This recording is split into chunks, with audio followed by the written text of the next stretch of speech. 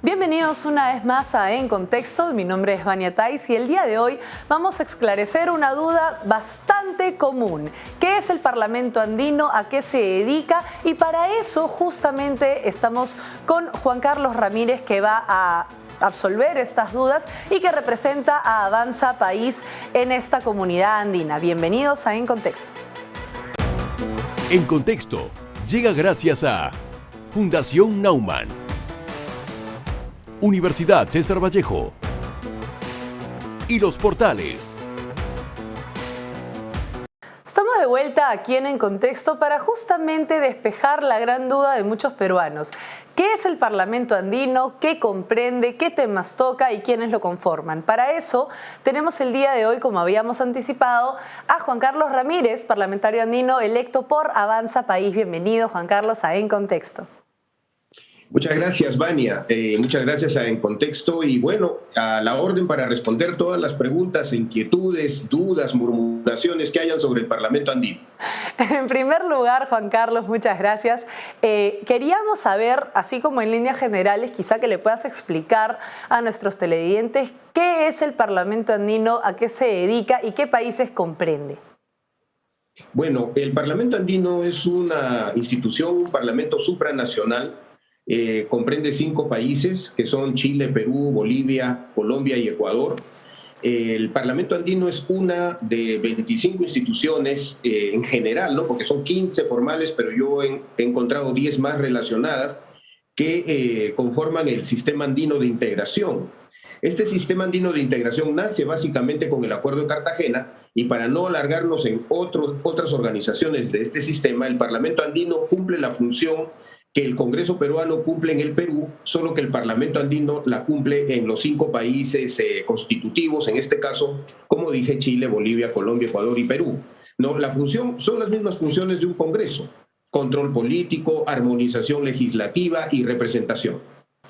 Ahora, en esta coyuntura tan importante, entonces, digamos que hay mucho que tocar en el Parlamento Andino. ¿Qué es lo que están viendo en este momento? ¿Están atentos a la situación del Perú y toda la crisis política que estamos viviendo? Eso es un tema interesante, porque hay que recordar que nosotros como peruanos hemos entrado al Parlamento Andino hace un poco más de 2 meses, nada más.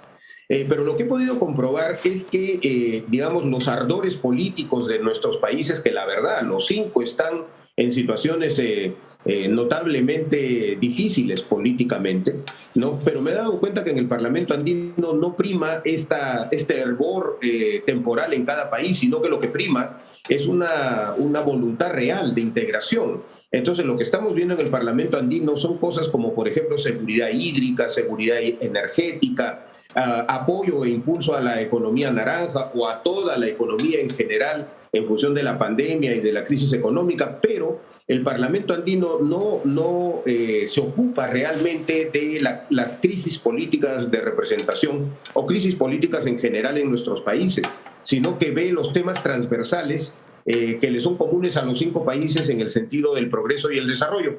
Cosa importante, el Parlamento Andino tiene 5 comisiones, ahora tiene 6, entre las cuales está una a la que yo pertenezco, que es la Comisión 4, que trata específicamente de desarrollo, economía, en fin, todo lo que es innovación, energía, infraestructura y todo lo que tiene que ver con el manejo del curso económico de nuestros países.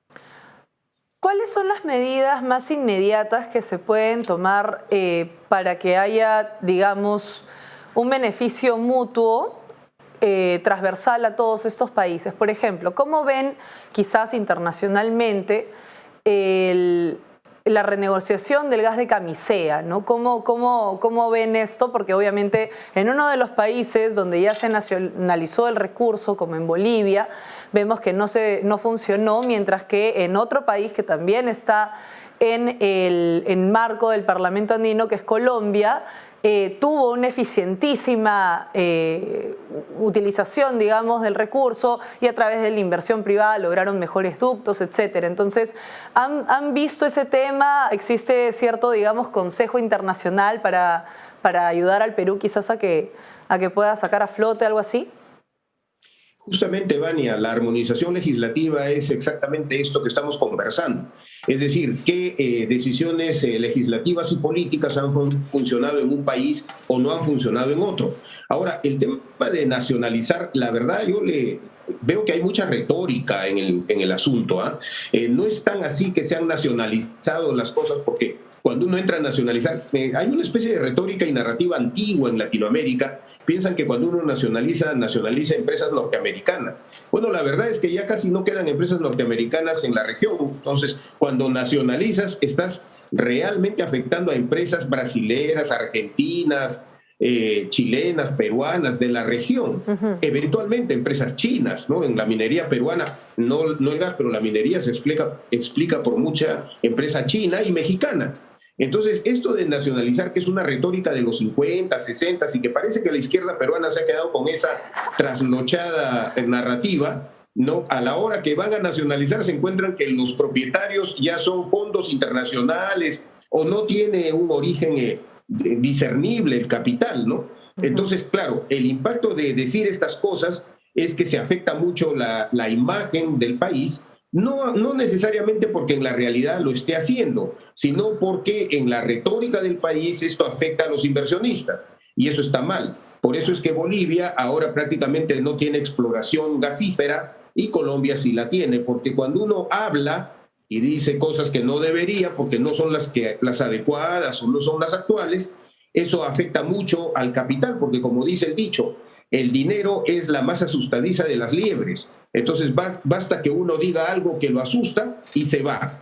Y no es que se vaya con sus activos, sino que lo que hace es no invertir más en exploración y por lo tanto se frustra el futuro. Digamos que también estos países, miembros de la comunidad andina, han sufrido mucho lo que son las guerrillas, el terrorismo y diferentes facciones que obviamente atentan contra la seguridad pública.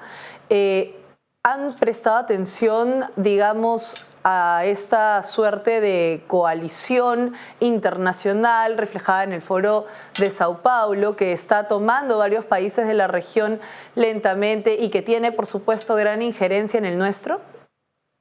Bueno, esos son análisis políticos que el Parlamento como Parlamento no necesariamente los hace, ¿no? Está más bien concentrado, como digo, en desarrollo económico, en seguridad y otras cosas, pero haciéndote un comentario sobre lo que es el Foro de Sao Paulo, bueno, y ahora Puebla, ¿no? La verdad es que yo creo que se magnifica bastante, no hay que despreciarlo, no hay que minimizarlo, pero yo veo que la verdad no hay actos concretos de estas personas. Por ejemplo, el señor López Obrador en México toma unas decisiones que luego son revertidas o luego son detenidas por otros actores políticos. Últimamente han estado viendo el tema de la energía y la venta de la energía a la institución gubernamental y se han levantado todos porque es una malísima idea dada la ineficiencia y la antigüedad de los activos de esta institución en el caso de México. Por otro lado, bajamos aquí a nuestra región y lo que vemos es que hace unas horas o unos pocos días, el señor Maduro en Venezuela está pidiendo la inversión colombiana porque ya no tiene otra manera de salir del 92% de pobreza que existe en Venezuela, de la cual 70% es pobreza extrema. Entonces, estamos viendo que esto se está deshaciendo, como se deshizo la Unión Soviética y como se deshace todo cuando apuesta por modelos que son realmente un grave error.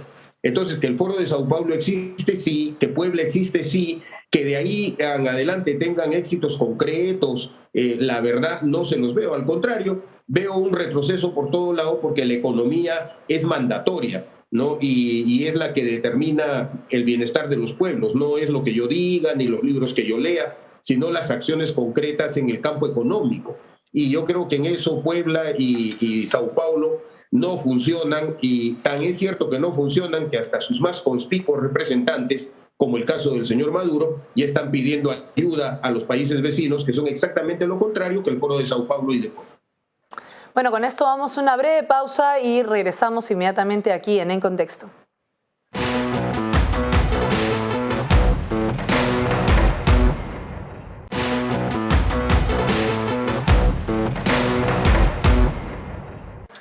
Estamos de vuelta aquí en Contexto conversando con Juan Carlos Ramírez, parlamentario andino electo por Avanza País.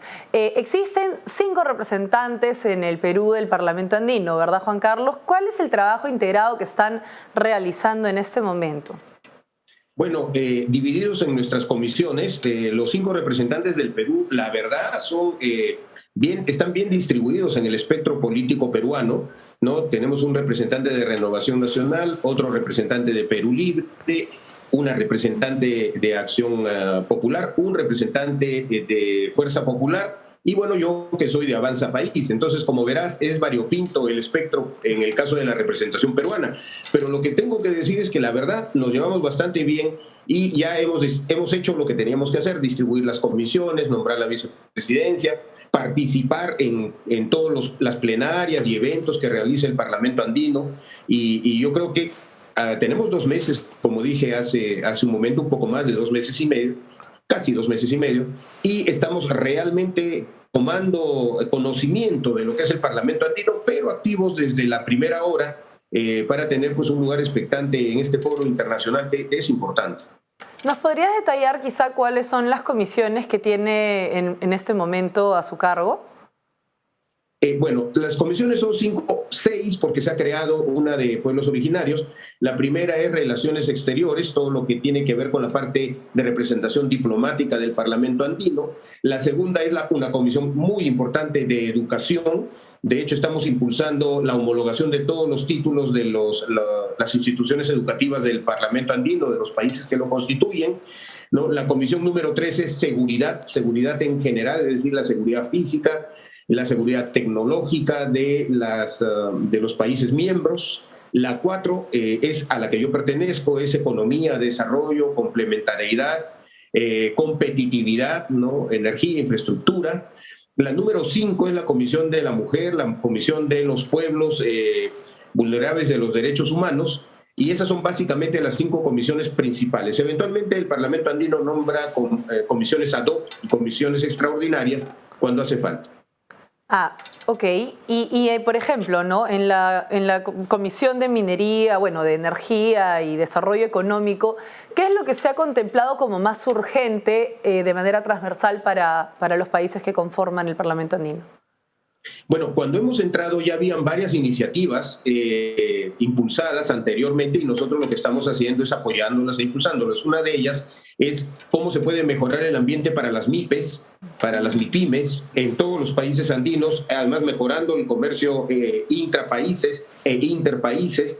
Y esto tiene que ver básicamente con la pequeña empresa. Ya hemos encontrado varias sugerencias que creo que liberalizan bastante el comercio de las pequeñas empresas de los 5 países del Parlamento andino. Por otro lado, se está terminando ya una norma para lo que es la economía naranja. La economía naranja es básicamente servicios del tipo danza, teatro, cinematografía, medios, es decir, todo aquello que son servicios culturales, ¿no? Eso también lo estamos impulsando fuertemente. También estamos viendo lo que es la seguridad energética, es decir, cómo se puede mejorar e incrementar la inversión en lo que es energía, básicamente energía limpia, ¿no? Que comienza con la hidráulica y termina con la eólica o geotérmica también.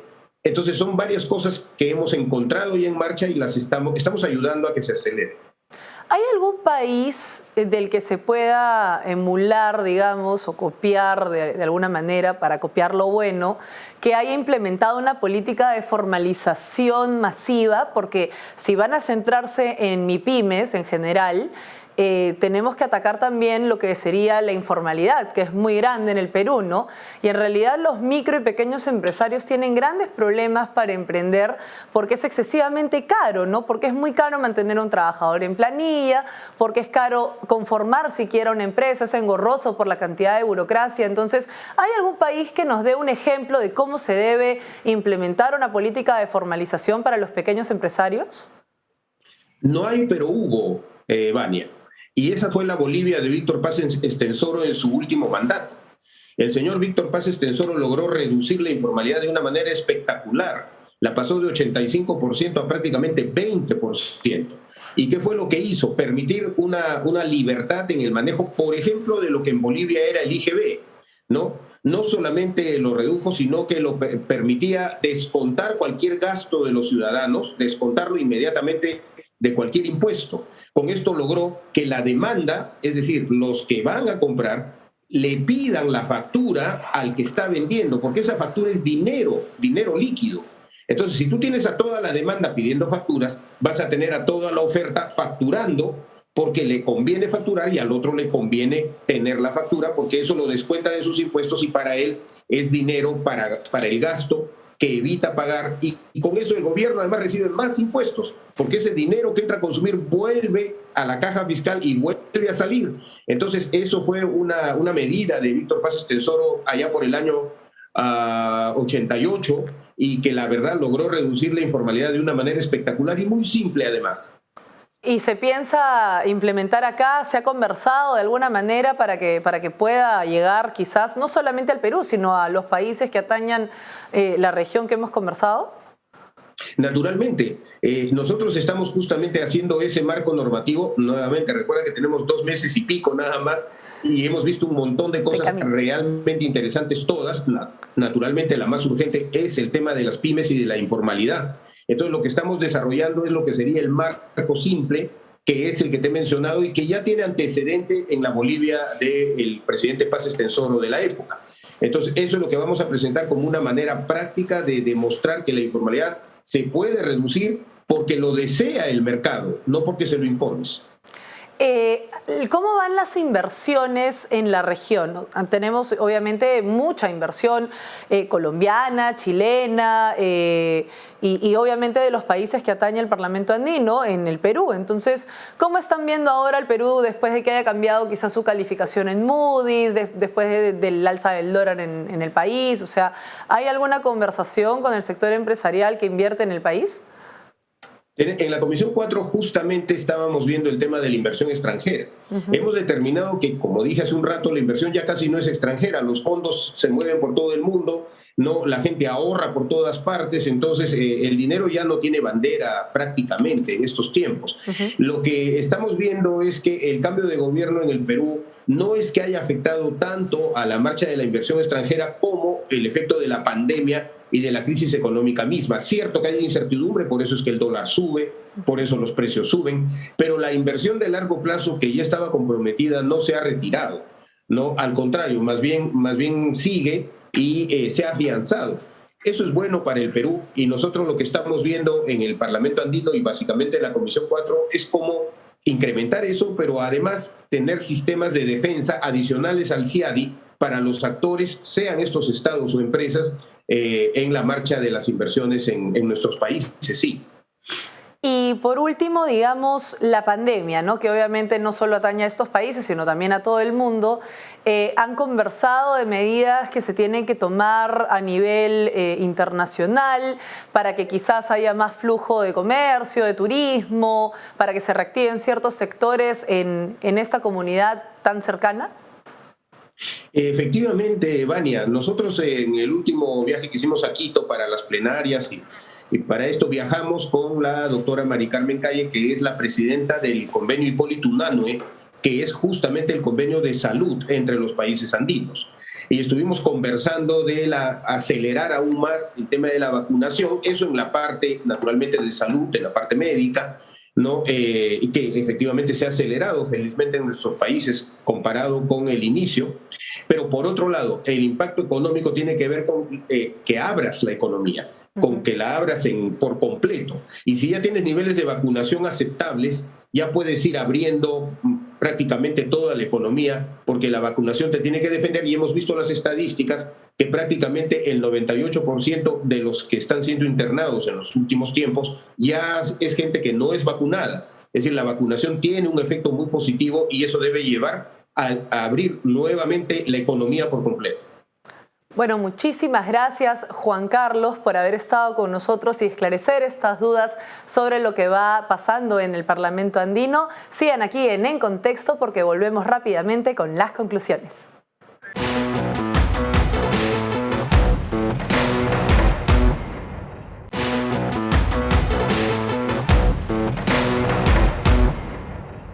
En conclusión, hay un trabajo integrado de los países de la comunidad andina para impulsar la economía, el desarrollo, la inclusión y todos los temas que atañan a este sector de Hispanoamérica que está siempre en vías de desarrollo. No olviden seguirnos en nuestro canal de YouTube, donde subimos absolutamente todos los programas. Hagan clic en el botón de suscribirse y también en la campanita para que reciban los videos una vez que son subidos. Conmigo será hasta una próxima edición. Nos vemos en el próximo En Contexto. En Contexto llega gracias a Fundación Naumann, Universidad César Vallejo y Los Portales.